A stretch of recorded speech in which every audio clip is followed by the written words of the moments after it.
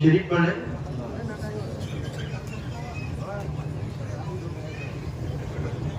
الحمدللہ وکفى وسلام علی عباده الذین اصطفى. اما بعد فاعوذ باللہ من الشیطان الرجیم. بسم اللہ الرحمن الرحیم. وَإِذِ ابْتَلَى إِبْرَاهِيمَ رَبُّهُ بِكَلِمَاتٍ فَأَتَمَّهُنَّ. وقال الله تبارك وتعالى لن تنالوا البر حتى تنفقوا مما تحبون. صدق الله العظيم وصدق رسوله النبي الكريم ونحن على ذلك من الشاهدين والشاكرين والحمد لله رب العالمين.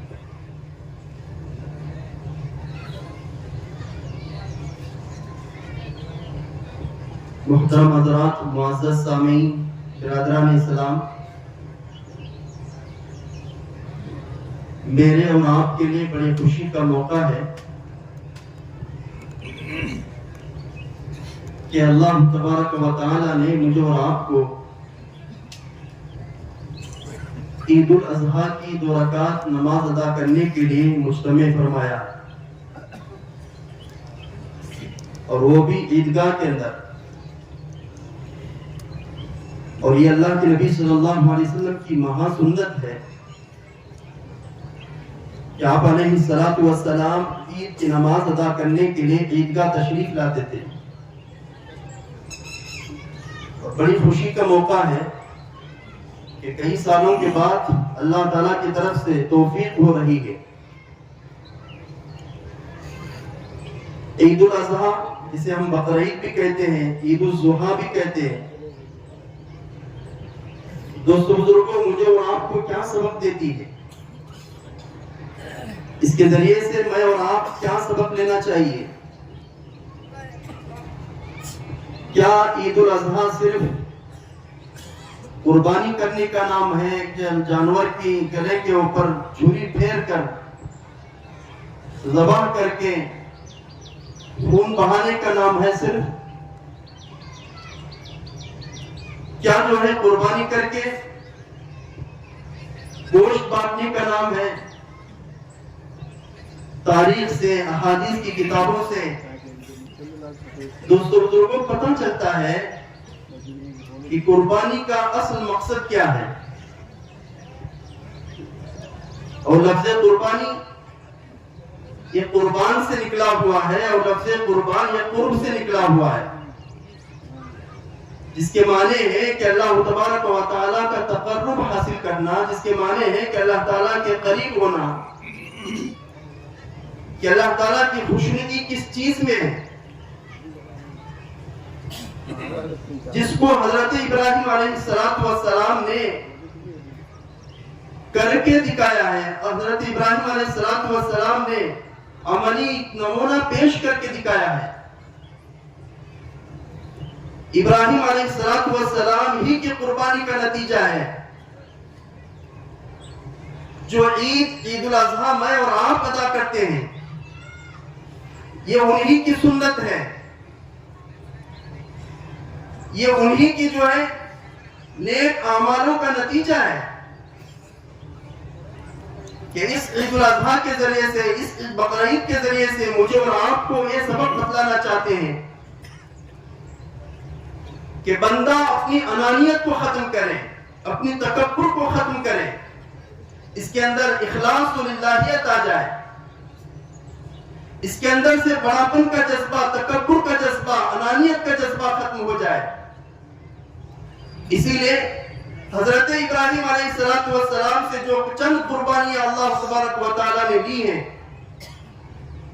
اس سے پتہ چلتا ہے، بلکہ بعض مفسرین نے لکھا ہے، ابن کثیر رحمہ اللہ وغیرہ نے لکھا ہے، لگ بھگ حضرت ابراہیم علیہ السلام سے اللہ تبارک و تعالیٰ نے 30 قربانیاں لی ہیں.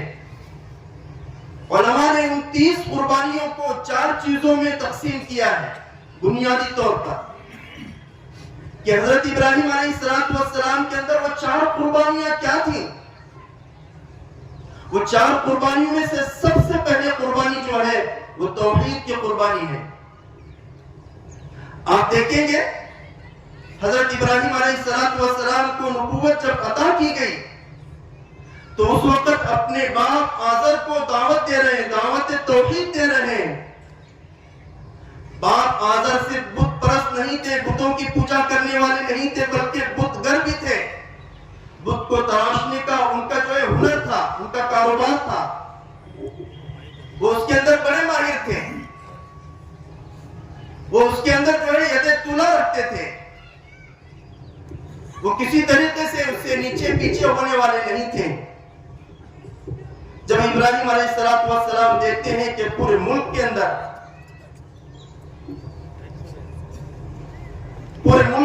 جو ہے بت گر ہے، بت تراش ہے،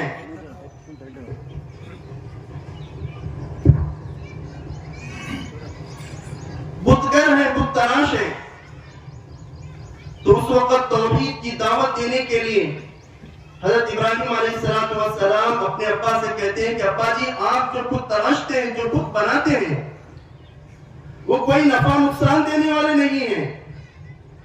ان کے اندر نہ نفع کی جو ہے صلاحیت ہے، نہ نقصان کی صلاحیت ہے، بلکہ ان کے اوپر اگر مکھی بھی بیٹھ جاتی ہے تو اس کو جو ہے نکالنے کی جو ہے اتنی بھی طاقت نہیں ہے، ہٹانے کی طاقت نہیں ہے۔ آپ اس کو پوچھتے ہیں۔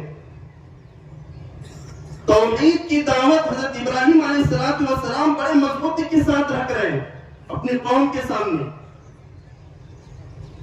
اتنی مضبوطی کے ساتھ رکھتے ہیں کہ حضرت ابراہیم علیہ السلام کے والد محترم، والد ہے کافر ہیں لیکن ان کا نام جو ہے آزر ہے، ان سے کہتے ہیں کہ دیکھو اگر تم نہیں مانو گے تو میں تمہاری کوئی بات ماننے کے لیے تیار نہیں ہوں گا، ہاں لیکن تمہاری خدمت ضرور کروں گا۔ کیوں؟ والد کا حق ہے۔ جب ابراہیم یہ بات کہتے ہیں علیہ السلام، آزر ابا سامنے سے بات کہتے ہیں کہ مجھے تیرے رہنے سے، تیرے کھلانے سے، تیرے پلانے سے مجھے کوئی سروکار نہیں ہے،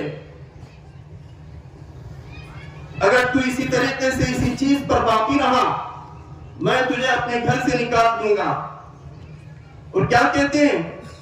تو نہیں نکلے گا تو میں شہر کے پورے پتھر جمع کروں گا، ان پتھروں کے ذریعے سے تجھے جو ہے ماروں گا، دوسرے لوگوں کو ذریعے سے جو ہے اس کے ذریعے سے تیری پٹائی کرواؤں گا۔ ایک باپ اپنے بیٹے کو کہہ رہا ہے، حضرت ابراہیم علیہ السلام ہے کہ کسی چیز کو ماننے کے لیے تیار نہیں ہے۔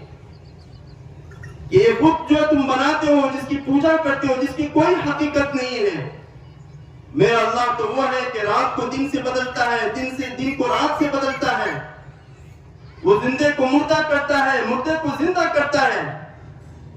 یہ امتحان تھا حضرت ابراہیم علیہ السلام۔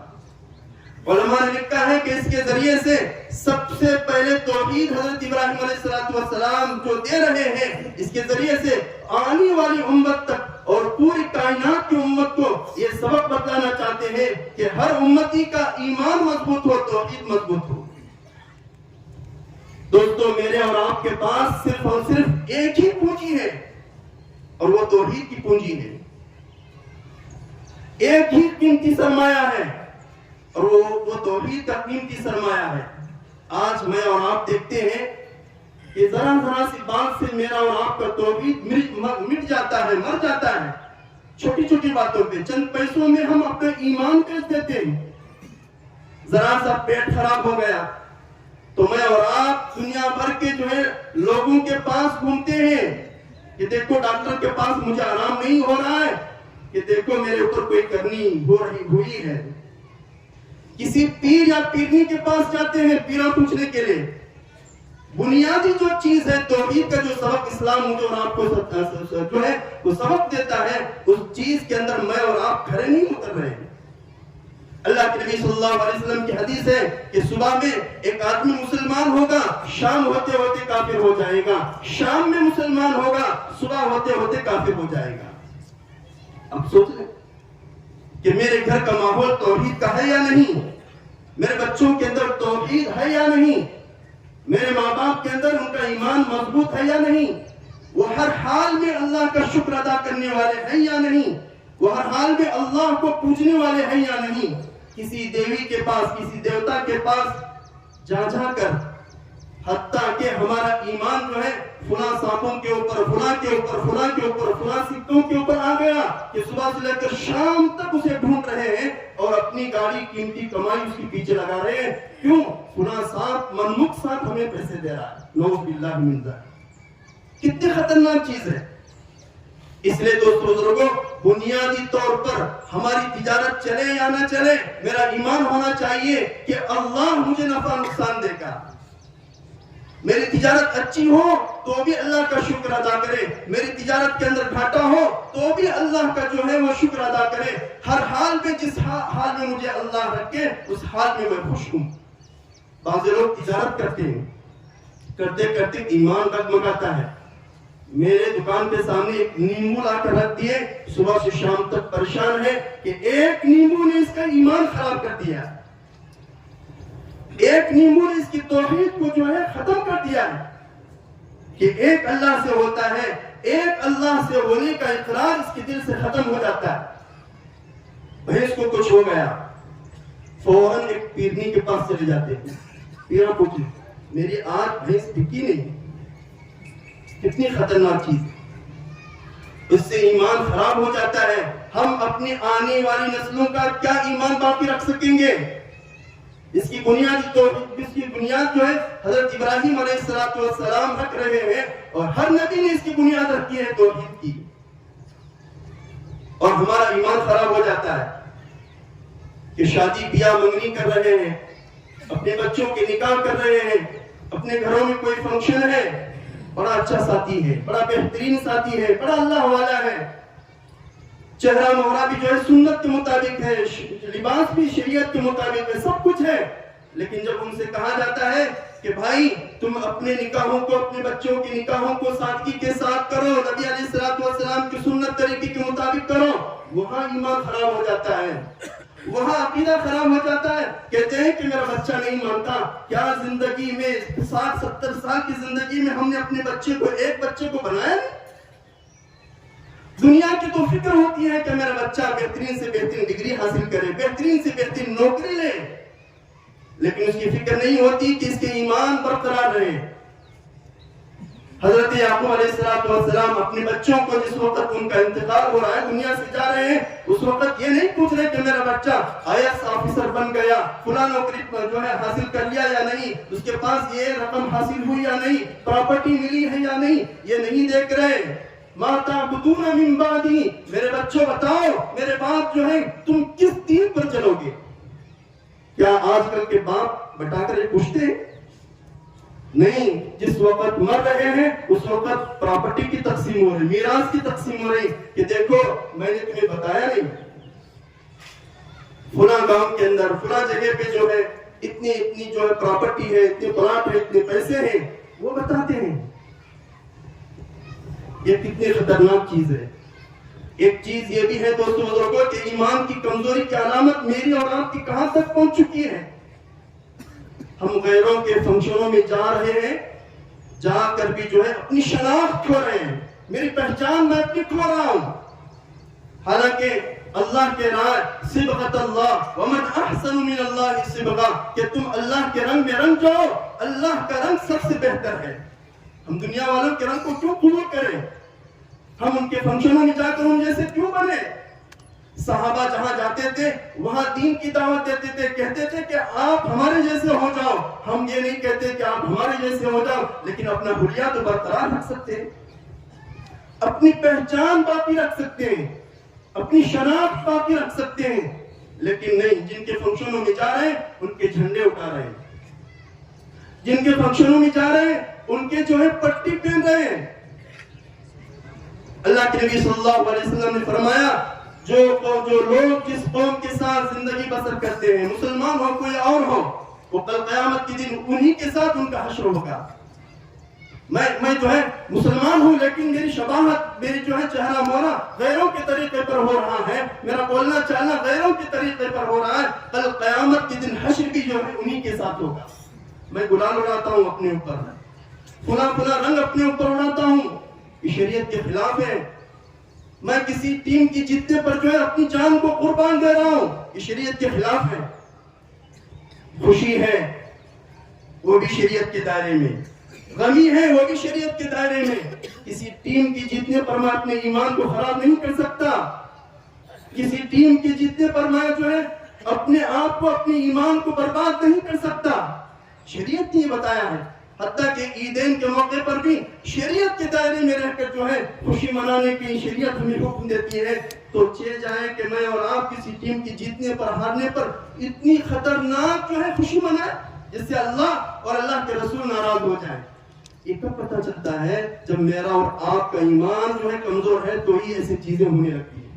میں کہہ نہیں سکتا اپنے بچوں کو، بیٹو میرے بچوں تم جو ہے شریعت کے خلاف کام کر رہے ہو، یہ اچھی چیز نہیں ہے، یہ بتانا چاہیے۔ اور ٹیم کے نام پر، کھیل کے نام پر میں جوا اور سود کے پیچھے لگا ہوا ہوں۔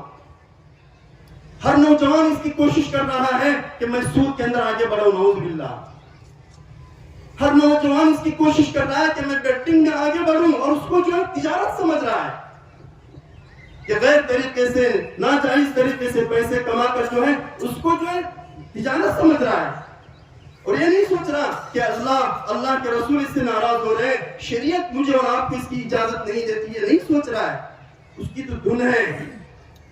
رمضان کے مبارک موقع پر بھی جو مجھے خیال نہیں آتا کہ اس مبارک موقع پر جو ہے میں تراویح ادا کروں، روزے رکھوں، عبادت ادا کروں، ذکر و اذکار کروں، اس کا خیال نہیں آتا۔ اس کی دھن ہے میں جو ہے کھیل کھیلوں۔ جب کھیل کھیلیں گے تو روزہ کیا رکھیں گے؟ جب کھیل کر تھکے ہوئے ہیں تو تراویح کیا ادا کریں گے؟ جس اللہ نے مجھے اور آپ کو اتنی بڑی نعمتوں سے نواز رہا ہے، ان نعمتوں کو ہم اپنے پیروں تلے رکھ کر اچھال رہے ہیں۔ نوجوان تو وہ تھا جس کی جو ہے وہ سجدوں میں جا کر پڑھ کر اللہ کو منوا لیتا تھا، جو دن میں جو ہے گھوڑوں کے سوار ہوتا تھا، رات میں جو ہے وہ عبادت کے اندر رہتا تھا۔ اس لیے دوستو بزرگوں، حضرت ابراہیم علیہ السلام کی جو تعلیم ہے، جو سبق ہے، مجھے اور آپ کو یہی سبق سکھاتی ہے کہ میں اور آپ جو ہے اس عید الاضحیٰ کے موقع پر وہ سبق یاد کریں۔ جگہ جگہ پر حضرت ابراہیم علیہ السلام قربانی پیش کر رہے ہیں۔ یہ امتحان ہو گیا۔ دوسرا امتحان جو چل رہا ہے نمرود کے سامنے دعوت توحید پیش کرنے کا۔ نمرود کہتا ہے کہ اگر تم جو اس سے باز نہیں آؤ گے میں آگ سلگاؤں گا۔ سلگائی گئی، اس میں ڈالا بھی گیا۔ اللہ تعالیٰ کی طرف سے آگ کو حکم آتی ہے، قل یا نار کونی بردا وسلاما علی ابراہیم، کہ اے آگ تو ابراہیم پر ٹھنڈی ہو جا۔ بردن اتنی ٹھنڈی بھی نہیں کہ برف ہو جائے تو جو ہے انسان جو ہے گھٹ ہو جائے، ایسا بھی نہیں، سلاما کہ راحت دینے والی، تکلیف نہ پہنچانے والی، ایسی بن جا۔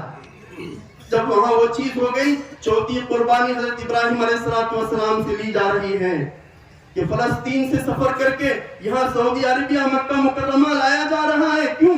ایک اور قربانی پیش کرنی ہے۔ وہ قربانی کیا ہے کہ اپنے بچے کو ذبح کرو، بیوی کو، بیٹے کو، اور وہ بیٹا بھی جو ہے 80-90 سال کی عمر میں پیدا ہو رہا ہے۔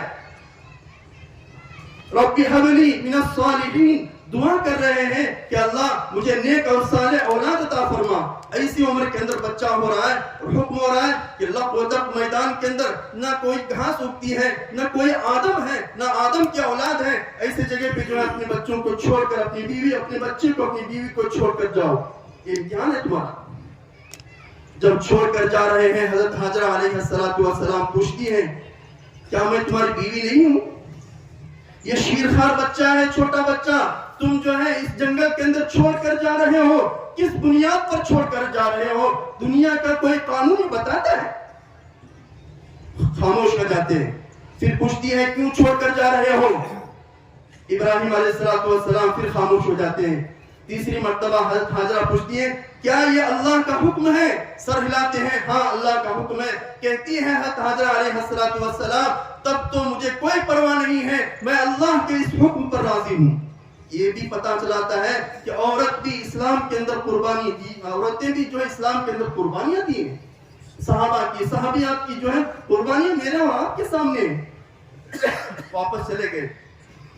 حکم ہے حضرت ابراہیم علیہ السلام کو وقفے سے جا کر بیوی بچے کو دیکھو۔ آتے تھے جاتے تھے آتے جاتے تھے، لیکن لاسٹ بار حکم ہو رہا ہے کہ اب تم صرف آؤ جاؤ نہیں بلکہ چند دن وہاں رہو. اور کچھ بڑے ہو چکے ہیں حضرت اسماعیل علیہ السلام.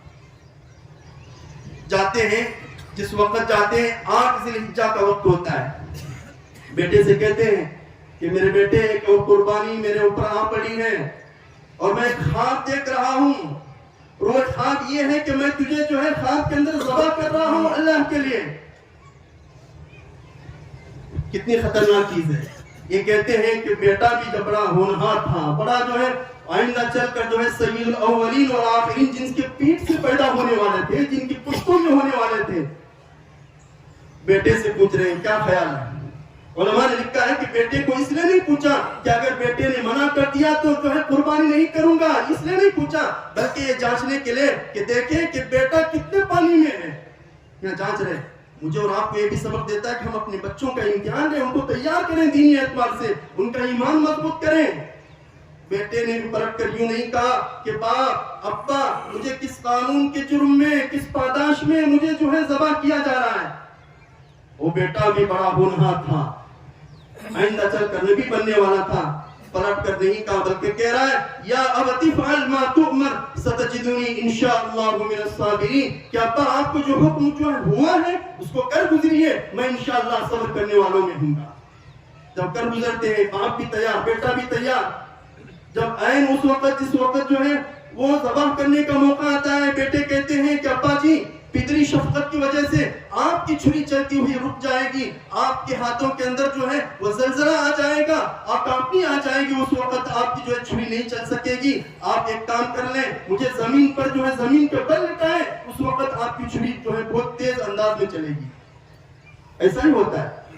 جب ہو رہا یہ کام تو حیرانگی سے، جسے آج کے دن کو جو ہے یوم الترویہ 8ویں ذی الحجہ کو کہتے ہیں، تو فرشتے اس وقت دیکھ رہے ہیں، حیرانگی سے دیکھ رہے ہیں. ترویہ کے معنی حیرانگی کے، حیرانگی سے دیکھتے ہیں. جس وقت یہ عمل ہو رہا ہے تو اس وقت جو ہے فرشتے آسمان سے اللہ اکبر کہہ رہے ہیں.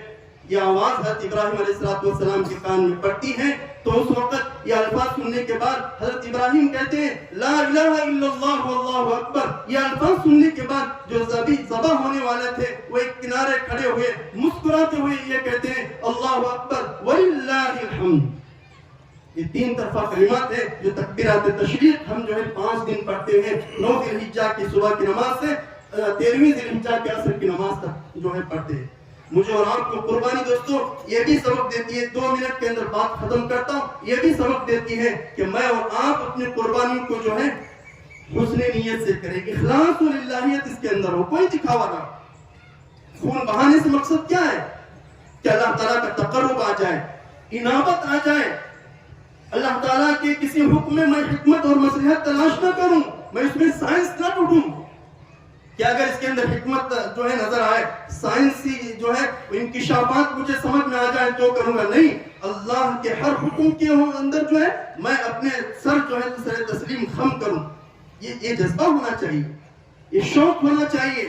میں اللہ کے لیے قربانی کر رہا ہوں. اللہ کیا چاہتا ہے کہ بندے کا اخلاص چاہتا ہے.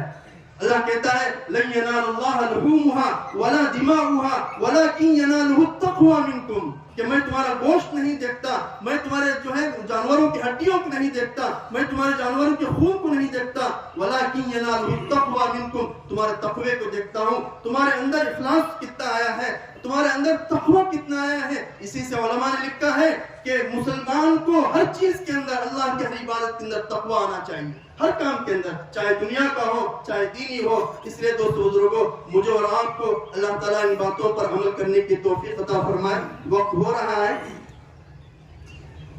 7:45، ٹھیک 7:45 بج رہے ہیں.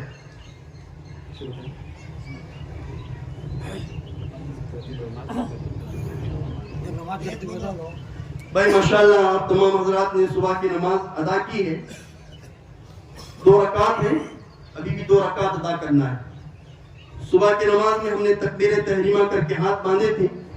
اب جو ہے دونوں رکعتوں میں 6 زائد تکبیریں ہوں گی. نیت اس طرح کرنا ہے کہ عید الاضحیٰ کی 2 رکعت واجب نماز ادا کرتا ہوں 6 زائد تکبیروں کے ساتھ، واسطے اللہ تعالیٰ کے، رخ میرا کعبہ شریف کے، تابع اس امام کے. یہ کہہ کر نیت باندھ دیں. یہ نہیں ہے بولنا آتا تو بھی آپ جو ہے ایک مہینے سے جو ہے وہ عید کی نماز ادا کرنے کے لیے جانا ہے یہ نیت کر چکے ہیں، بلکہ صبح سے جو ہے اس کی تیاری میں 4 بجے سے لگ چکے ہیں تو نیت وہ جو ہے کافی ہو جائے گی. لیکن اللہ اکبر یہ کہیں گے، ہر آدمی کہیں گے، امام بھی کہیں گے، آپ بھی کہیں گے، اللہ اکبر کہہ کر جو ہے نیت باندھے. پہلے 4 تکبیروں کی آواز آئے گی پہلی رکعت کے اندر شروع میں، اللہ اکبر کہہ کر جو ہے ہاتھ باندھ لیں گے، اس میں ثنا پڑھیں گے امام صاحب، آپ بھی ثنا پڑھیں گے. پھر 3 تکبیرات کی آواز آئے گی، اللہ اکبر ہاتھ چھوڑنا ہے، اللہ اکبر ہاتھ چھوڑنا ہے. تیسری تکبیر میں اللہ اکبر کہہ کر ہاتھ باندھ دینا ہے. سورہ فاتحہ ہوگی، ضم کی صورت ہوگی، سجدہ رکوع وغیرہ پورا ہو جائے دوسری رکعت کے لیے کھڑے ہو جائیں گے. پھر اس وقت تکبیر نہیں ہے، پھر جو ہے سورہ فاتحہ ضم کی صورت پڑھی جائے گی. اس کے بعد رکوع میں جانے سے پہلے جو ہے 4 تکبیرات کی آواز آئے گی. پہلی 3 تکبیرات میں ہاتھ چھوڑنا ہے، اللہ اکبر اللہ اکبر اللہ اکبر کر کے ہاتھ چھوڑنا ہے. چوتھی تکبیر میں اللہ اکبر کہتے ہوئے رکوع میں جانا ہے. اس طریقے سے بھائی سمجھ میں آیا؟ سمجھ میں آیا ہے تو کھڑے ہو جاؤ.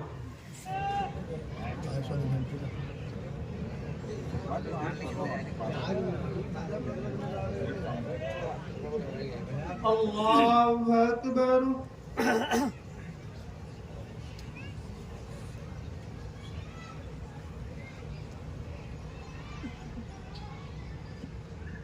اللہ اکبر اللہ اکبر اللہ اکبر. الحمد لله رب العالمين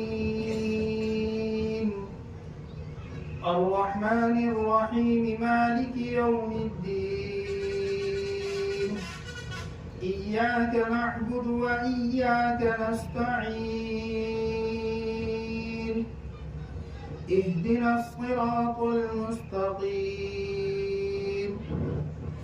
صراط الذين أنعمت عليهم غير المغضوب عليهم ولا الضالين.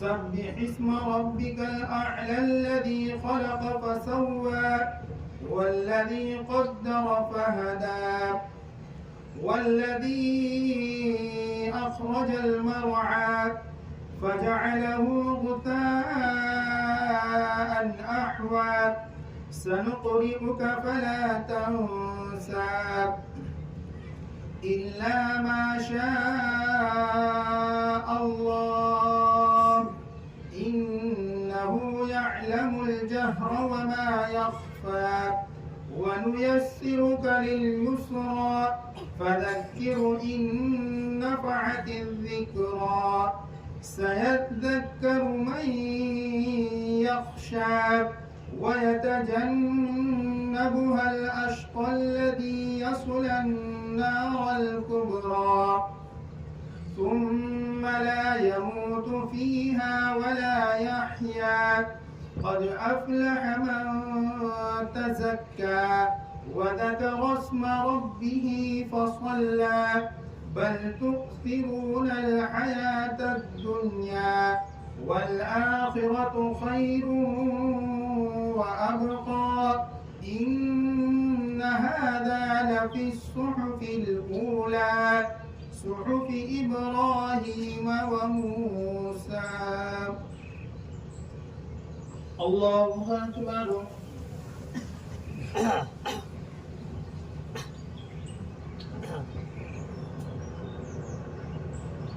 سمع الله لمن حمده. الله أكبر.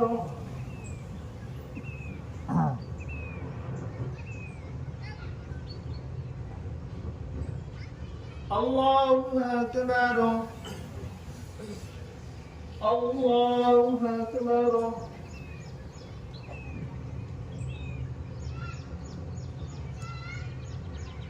الله أكبر.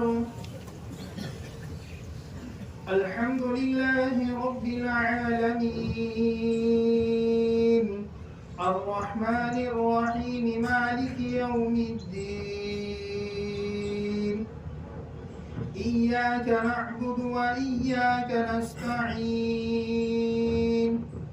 اهدنا الصراط المستقيم صراط الذين أنعمت عليهم غير المغضوب عليهم ولا الضالين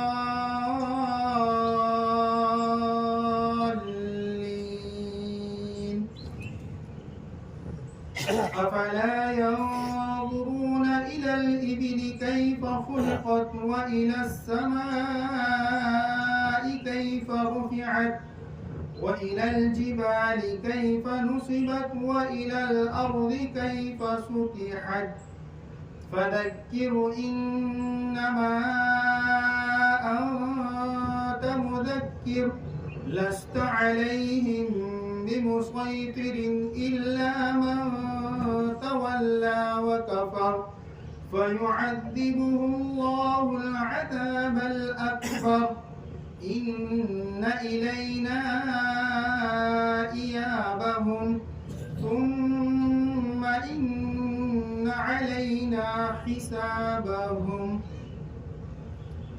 الله أكبر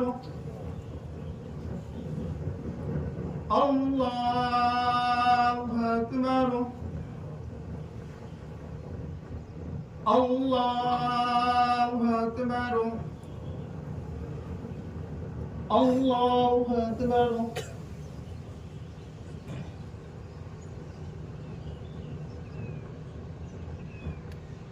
سمع الله لمن حمده الله أكبر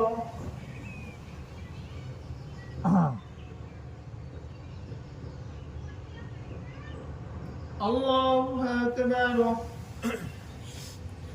الله أكبر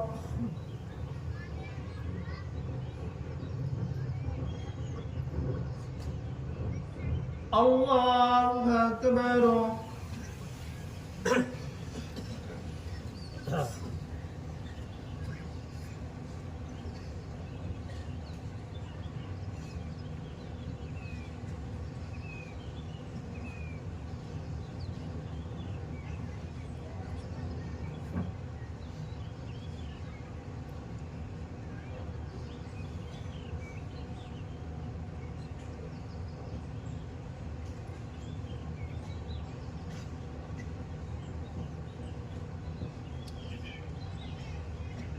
السلام عليكم ورحمة الله.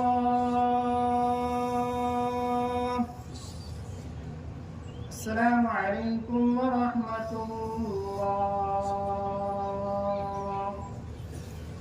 الله أكبر الله أكبر لا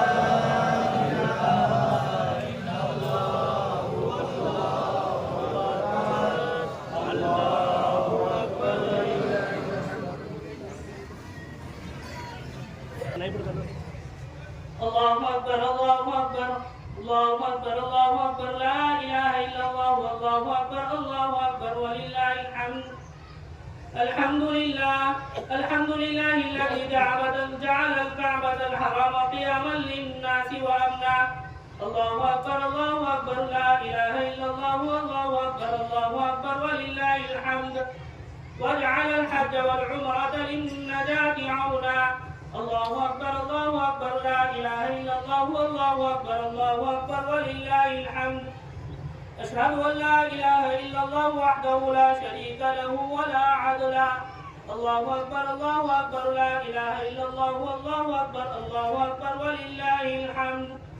وأشهد أن سيدنا ومولانا محمدا عبده ورسوله الذي لا نبي بعده أصلا. الله أكبر لا إله إلا الله والله أكبر ولله الحمد. صلى الله عليه وعلى آله الطاهرين وأصحابه وأتباعه الذين نالوا بصحبته فضلا. الله أكبر لا إله إلا الله والله أكبر ولله الحمد. أما بعد فيا معشر الإخوان، توبوا إلى الله واستغفروه من كل عصيان. الله أكبر الله أكبر لا إله إلا الله والله أكبر الله أكبر ولله الحمد. وبادروا في أداء ما وجب عليكم في هذا اليوم من صلاة العيد ثم تضحية الحيوان، وهي واجبة على كل مسلم مكلف مالك نصاب من الشاة والإبل والبقر الذي مضى عليه الحولان، ولا تجزي العجفاء ولا العرحاء وغيرهما مما فيها عيب أو نقصان.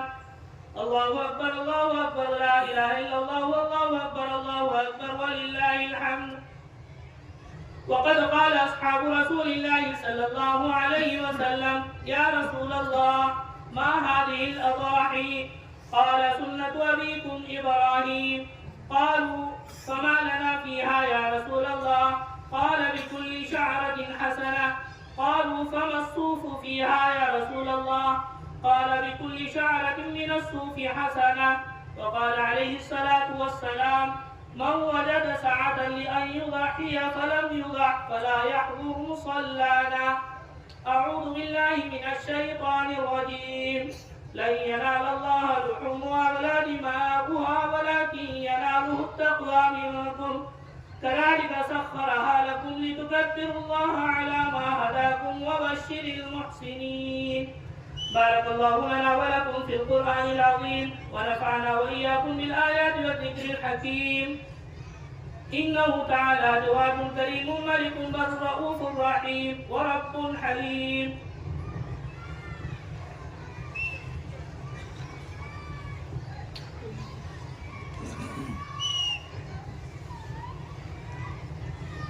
الحمد لله نحمده ونستعينه ونستغفره ونؤمن به ونتوكل عليه ونعوذ بالله من شرور أنفسنا ومن سيئات أعمالنا.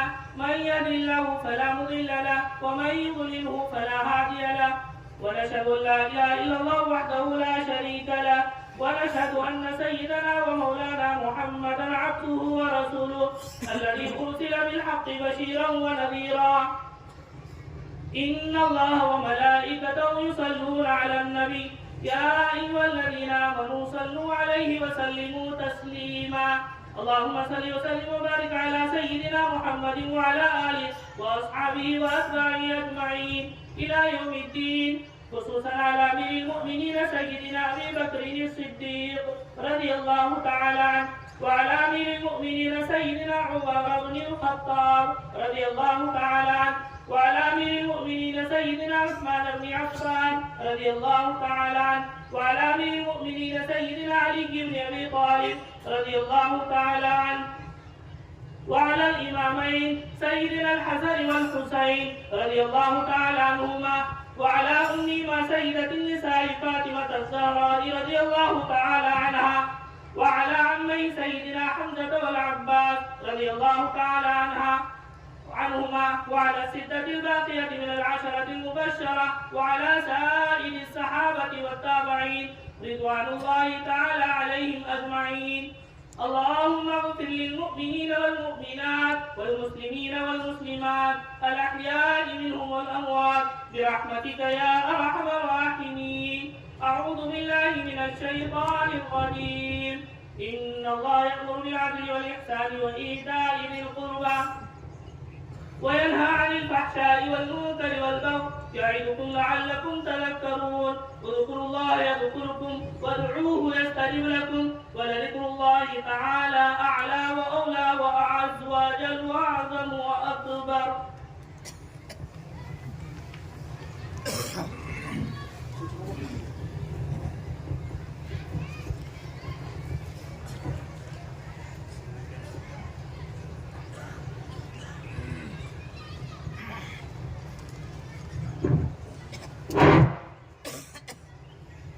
دیکھو بھائی، اللہ کا فضل ہے کہ اللہ تعالیٰ نے ہم سب کی عید کی نماز ادا کرنے کی توفیق عطا فرمائی، اور اسی ساتھ بہت سارے احباب ہمارے ایمان والے بھائیوں کی عید مبارک پیش کیے ہیں۔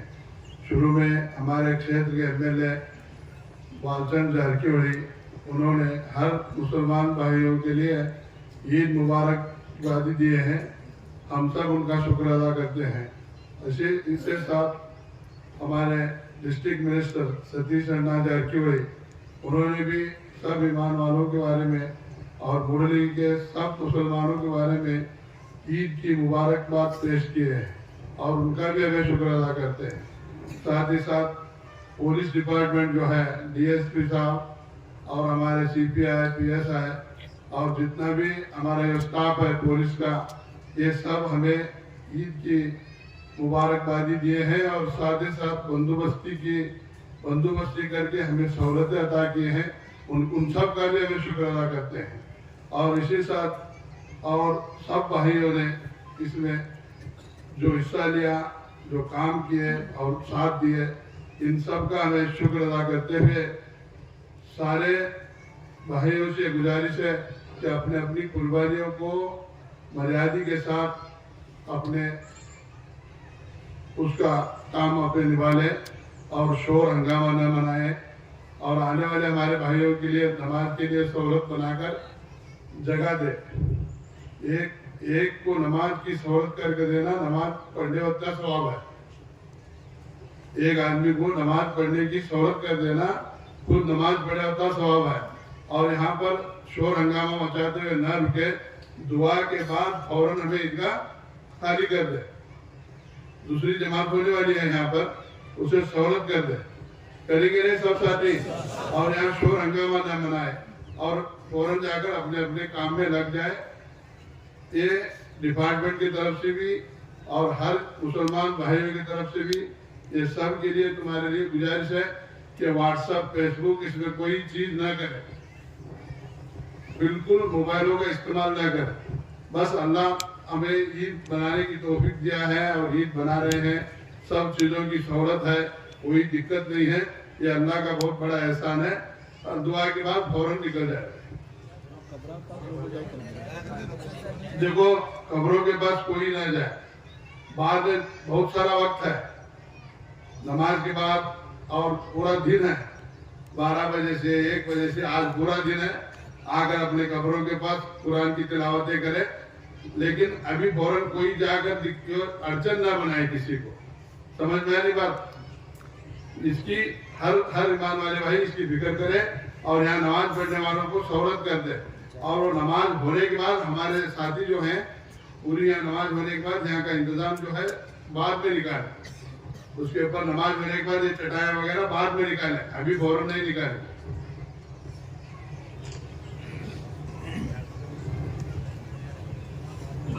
بسم اللہ الرحمن الرحیم، اللهم صل على محمد وعلى آل محمد كما صليت على إبراهيم وعلى آل إبراهيم إنك حميد مجيد، اللهم بارك على محمد وعلى آل محمد كما باركت على إبراهيم وعلى آل إبراهيم إنك حميد مجيد، اللهم أنت السلام ومنك السلام تبارك يا ذا الجلال والإكرام، ربنا آتنا في الدنيا حسنة وفي الآخرة حسنة وقنا عذاب النار، ربنا هب لنا من أزواجنا وذرياتنا قرة أعين واجعلنا للمتقين إماما، اللهم احفظنا من كل بلاء الدنيا وعذاب الآخرة، اللهم إنا نسألك الهدى والتقى والعفاف والغنى، اللهم لا أحصي ثناء عليك أنت كما أثنيت على نفسك، اللهم حبب إلينا الإيمان وزينه في قلوبنا وكره إلينا الكفر والفسوق والعصيان، اللهم حاسبنا حسابا يسيرا، اللهم إنا نسألك الجنة ونعوذ بك من النار، اللهم إنا نسألك الجنة ونعوذ بك من النار،